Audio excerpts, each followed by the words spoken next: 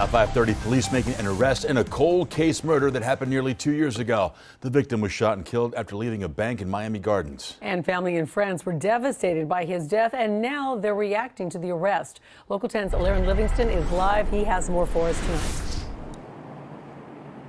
Interesting conversation I had with the victim's brother about this. This was his only brother, he tells me, and he's, of course, devastated. They've since moved his family out of the state because of this crime. And interestingly enough, here in court, this crime took an interesting turn. This case took an interesting turn because the defendant at the time this crime happened was 17 years old. It happened back in December of 2018, and because he was a juvenile when this crime happened, the judge had this case moved to juvenile court. Yes, I have sir. a question. Sure. So I get transported to DJJ. Yeah, and then they're going to send you back, probably because they're going to direct value.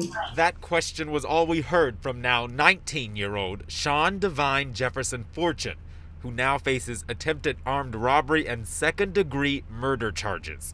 He matches the description of the person seen on the surveillance. Pretty accurately. The matching description of black male, 6 feet tall.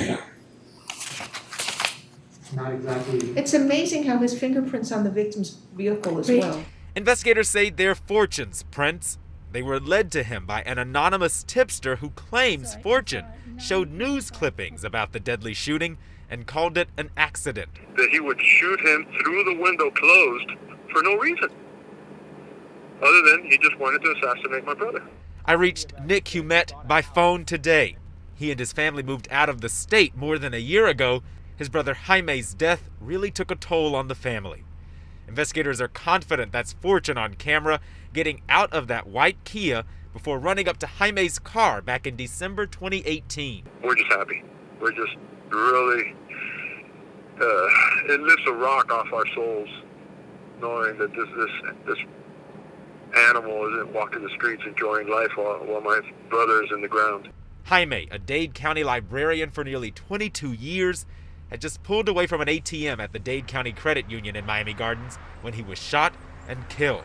He was 47 years old. We at least might be able to ask, for my mother's sake, the one simplest question that's been driving everybody insane, which is why? Why?